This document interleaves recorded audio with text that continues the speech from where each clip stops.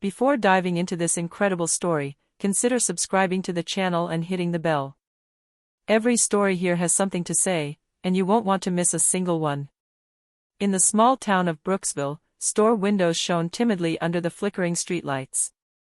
Angela Matthews, owner of a family grocery store for over 20 years, was stacking the last of the fruit on the shelves, unaware that tonight would change her perception of the world. A faint, almost imperceptible noise caught her attention.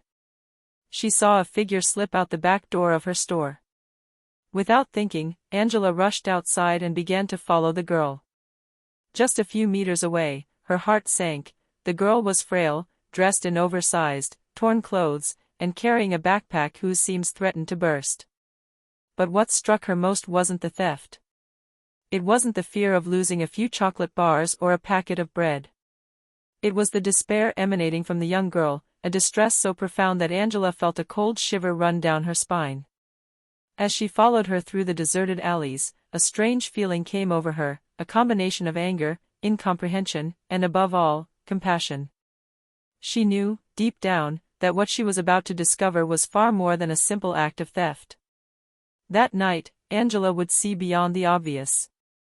She would be confronted with the brutal reality of a broken childhood and an indifferent society. And she would have to decide, remain a spectator or reach out to this lost soul. The wind blew, icy and insistent, as if to whisper that nothing would ever be the same again. The girl ran panting, her worn shoes slapping against the uneven cobblestones of Brooksville's alleyways. Each breath was a cloud of vapor in the icy night air. She held tightly in her arms what little she had managed to steal, a few chocolate bars, a package of stale bread, and a barely chipped apple. Behind her, Angela Matthews moved cautiously, trying not to frighten the child further. She no longer thought about flying. Every step she took reminded her of the silent urgency of this young life. Angela's heart was beating so hard she felt like it might burst. The alley narrowed, lined with faded brick walls and overflowing trash cans. The girl, breathless and trembling, glanced behind her and saw Angela's silhouette. For a moment, fear froze her. But hunger, loneliness, and despair won out, and she kept running, her hands clutching the bag that contained her survival gear. Angela slowed down from a distance, placing a hand on her chest to calm the frantic beating of her heart. She then noticed the details that made her almost stop dead in her tracks, the torn elbows of the sweater, the frayed knees of the pants, and above all, that look of an abandoned child silently begging to be heard. The girl finally stopped in front of an old, abandoned building. She sat down on the sidewalk, panting, and began to open her bag. The chocolate bars fell to the ground, and she frantically picked them up, her eyes lowered, ashamed of what she had done. Angela, a few feet away, felt a mixture of despair and compassion wash over her. She understood then that the situation was far more than a simple grocery store robbery. With a soft but firm voice, she stepped forward. "I'm not here to punish you. Tell me why you did that." The girl slowly raised her eyes, red with shame and unshed tears. The world around them seemed to have fallen silent, as if the city itself were holding its breath. Angela saw in that gaze all the distress, loneliness, and hunger the child had been trying to hide for so long. It was a suspended moment, fragile and raw, where two lives crossed by chance, but where empathy could still make the difference. The girl sat on the sidewalk, trembling, the bag clutched to her like a flimsy shield. Angela knelt gently a few steps away, so as not to frighten her further. "Listen, I don't want to hurt you," she said softly. "But I want to understand. Why did you take those things?" The girl lowered her head. Her fingers nervously played with the torn seams of the bag. A heavy silence fell, broken only by the wind whistling through the narrow alleys and the creaking of the planks of the old, abandoned building. After a long time, the child's trembling voice finally broke the silence. I'm hungry," she murmured. "Anne. I have no one."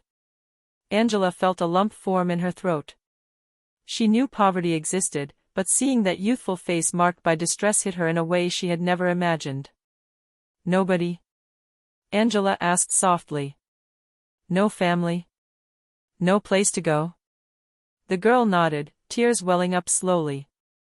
I've been living on the street for several weeks. My mom, she couldn't take care of me. Angela took a deep breath, trying to contain the rising emotion. She understood now that the theft was not an act of malice, but a silent cry for survival. Listen, Angela said after a moment, I can help you. But you have to promise to be honest with me. The girl looked up timidly, hesitating, but a faint hope began to dawn in her eyes. I promise. Angela held out her hand to him. Come on, I'll give you something to eat and a place to warm up, just for tonight. The child hesitated, wary. Life on the streets forges a distrust that even innocence can't erase. But the sincerity in Angela's eyes and the warmth of her voice finally broke through the barrier. Trembling, she took the outstretched hand and slowly stood up. As they walked away from the abandoned building, Angela knew that tonight marked the beginning of something bigger than herself.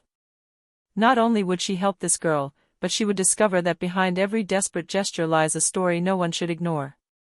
And for the young girl, this simple act of kindness was the beginning of a fragile hope, a breath that could, perhaps, change her life. Angela led the girl to her apartment, located behind the grocery store. The place was modest but welcoming, with shelves filled with jars, preserves, and a few family heirlooms. The girl, ever wary, watched every corner with wide eyes, as if afraid everything would disappear the second she looked away. Sit here, Angela said, pointing to a chair near the table. I'll make you something to eat. The girl nodded silently, letting out a sigh that was half relief, half exhaustion. Angela walked to the kitchen, lit the fire, and began preparing a simple, hot meal, vegetable soup with crusty bread. The comforting smell quickly filled the room, and gradually, the child's body relaxed. You know, Angela said, placing the steaming bowl in front of her, my name is Angela Matthews. And you? The girl looked down and whispered. My name is Lily. Angela smiled softly. Lily, that's a pretty name. You can eat as much as you want, no one will judge you here. Lily took a hesitant bite, then another, and soon the bowl was almost empty. Each spoonful seemed to give her a little strength and courage. After a few minutes, Angela sat down opposite her. Do you want to tell me your story? I'm not trying to scare you or scold you. I just want to understand. Lily took a deep breath and began, her voice shaky but determined. My mom is sick, very sick. She can't work anymore, and we lost our house. I tried to find work, but no one would take me, so I had to do what I did.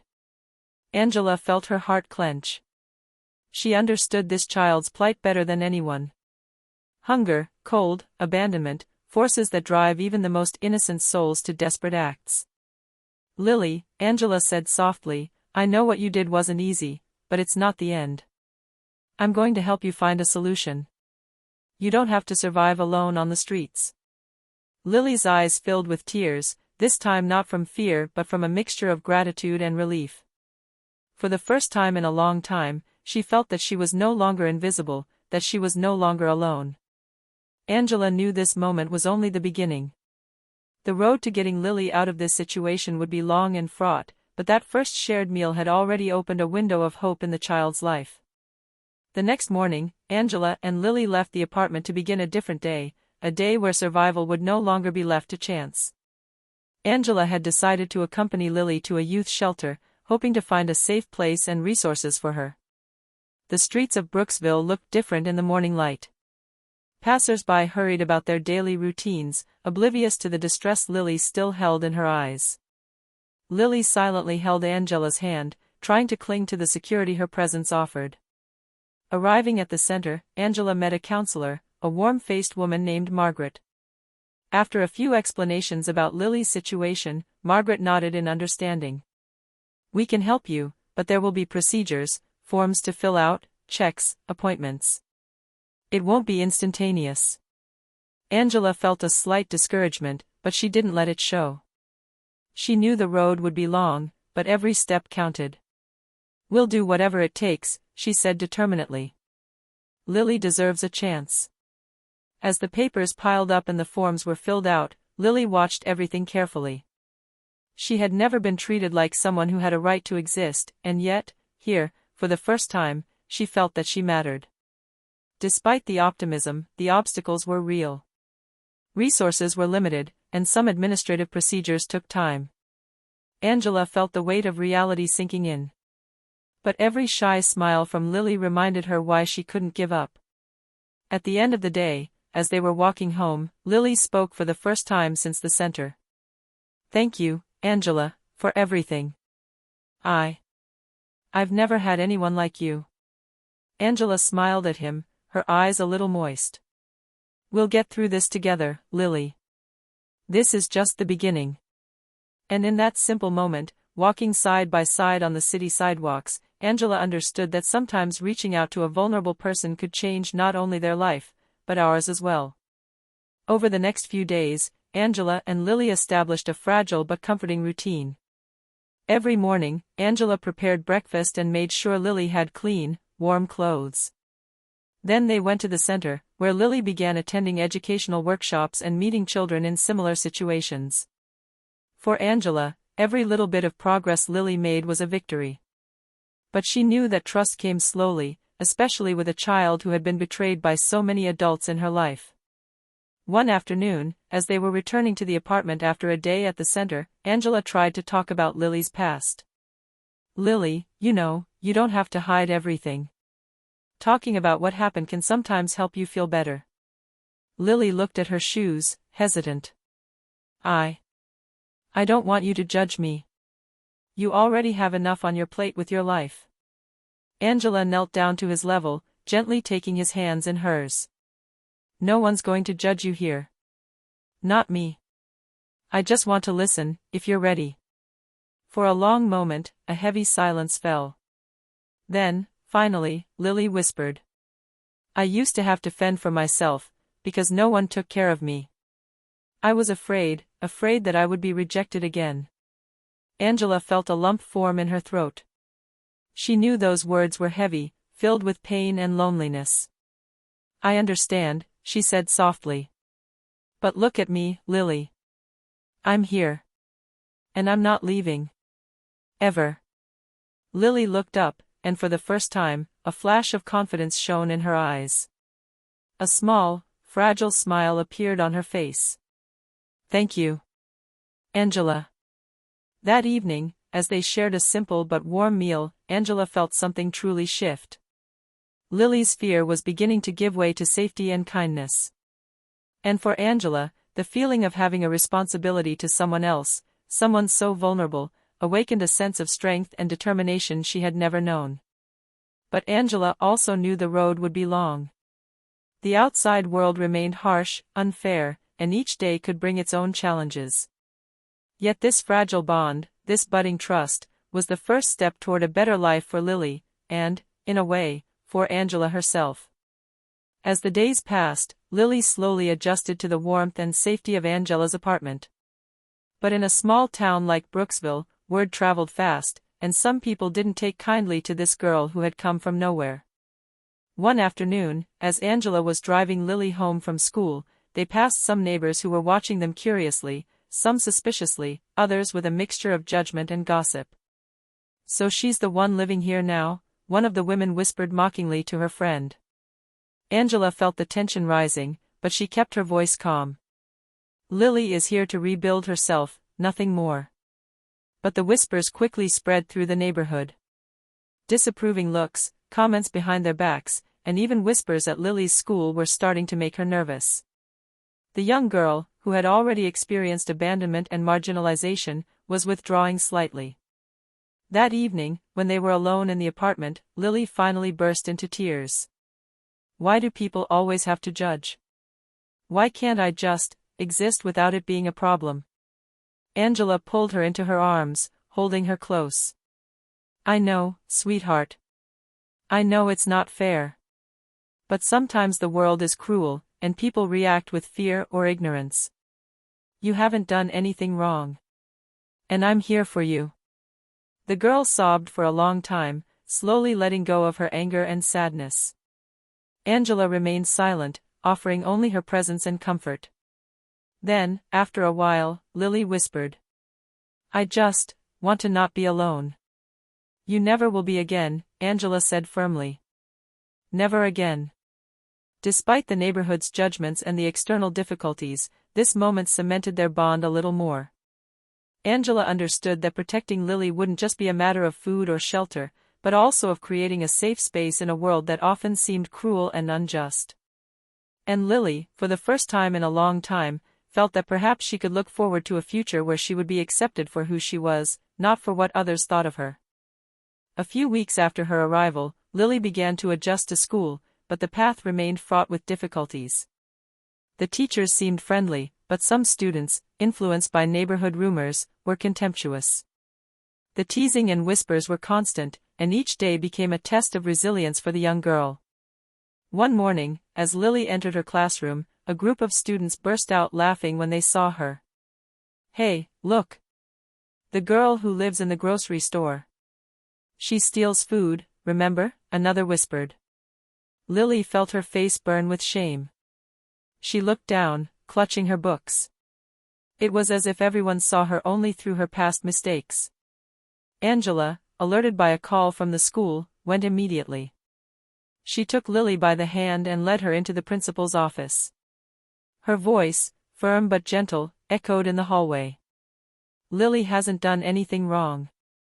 She's here to learn, like all the other children. She deserves respect and safety, not ridicule. The principal nodded, visibly embarrassed by the situation, and called on some students and teachers to remind them of the rules of respect and inclusion. After the episode, as they were walking home, Lily whispered. Why is the world always so cruel? Angela looked at her tenderly. Because people are afraid, Lily. Afraid of what they don't understand. But we have a choice. We can respond with courage, with kindness, and show that fear and malice are not stronger than us. From that day on, Angela took the time to be with Lily, encouraging her to talk about her feelings and not let others define her worth.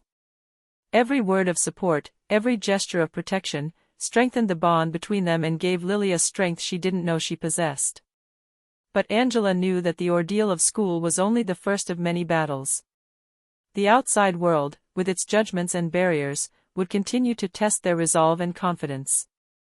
And yet, for the first time, Lily began to believe she could face these challenges with someone by her side. A few weeks later, Angela felt a growing unease. One evening, as she was closing up the grocery store, she noticed a car that had been lingering in front of the store for a while. The tinted windows made it hard to see who was inside, but her intuition told her something was wrong. The next day, an anonymous letter arrived at the apartment. It was brief and threatening. If you continue to protect this girl, it will cost you dearly. Leave her where she is. Angela felt her blood run cold. She had never imagined that someone would want to harm them, just for reaching out to a child in distress. She looked at Lily, who was playing innocently in the living room, unaware of the impending danger. Lily, Angela said softly, kneeling down to her level, there's something I need to talk to you about. But you don't have to be afraid. I'll protect you. Lily frowned, worried. Who wants to harm us? Angela took a deep breath. It's not important now. What matters is that you stay with me, that you be careful, and that we pay attention to our surroundings. Angela spent the next few days strengthening their security, additional locks on the apartment, increased vigilance when moving around, and continued conversations with Lily about being careful without feeding fear. Despite this threat, their bond grew stronger. Lily understood that even in the face of danger, she could count on Angela. And Angela, faced with this threat, felt a new strength awaken within her. Protecting Lily became more than an act of compassion, it was now a matter of courage and determination in the face of injustice and malevolence. One evening, as they shared a silent meal, Angela placed her hand on Lily's. No matter what happens, Lily, we're together. And as long as we're together, no one can take away our strength. Lily smiled weakly, feeling for the first time that even in the darkest moments, trust and love could create a refuge. And that refuge would be their shield against the outside world, however cruel it might be. After the threatening letter incident, Angela knew they had to act quickly to ensure Lily's safety and stabilize her life. She decided to focus on two fronts: a safe home for Lily and opportunities for her to finally regain her confidence and dignity. The next morning, Angela accompanied Lily to the youth center. She spoke with Margaret, the counselor, to explore all possible options, secure temporary housing, educational programs, and mentoring. Margaret was impressed by Angela's determination and promised to mobilize all available resources. Meanwhile, Angela began looking for legal and social solutions. She contacted local organizations and social services, explaining Lily's situation and emphasizing the urgency of protecting her. Every call, every form completed, was a step closer to the girl's stability and safety. At school, Angela took the time to speak with the teachers, asking them to support Lily and ensure she wasn't bullied or discriminated against. Slowly, attitudes began to change. The more supportive classmates approached Lily, and some friendships began to form. That evening, back at the apartment, Angela watched Lily pack her things for the next day.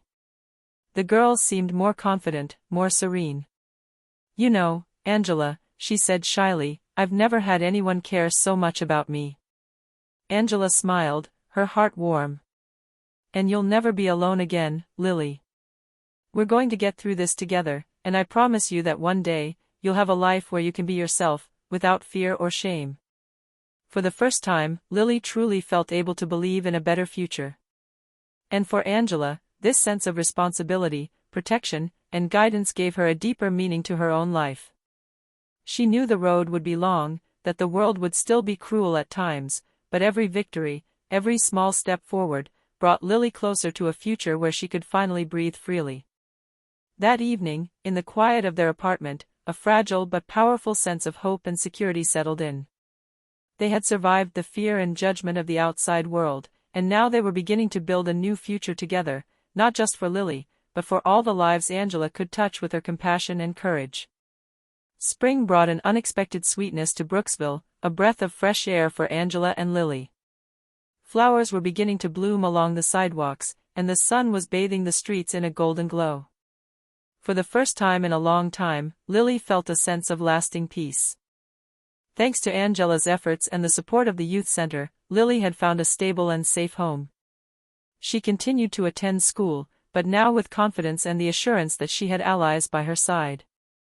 The laughter and tentative friendships she formed with her classmates reminded her that the world could be kind, despite her past hardships.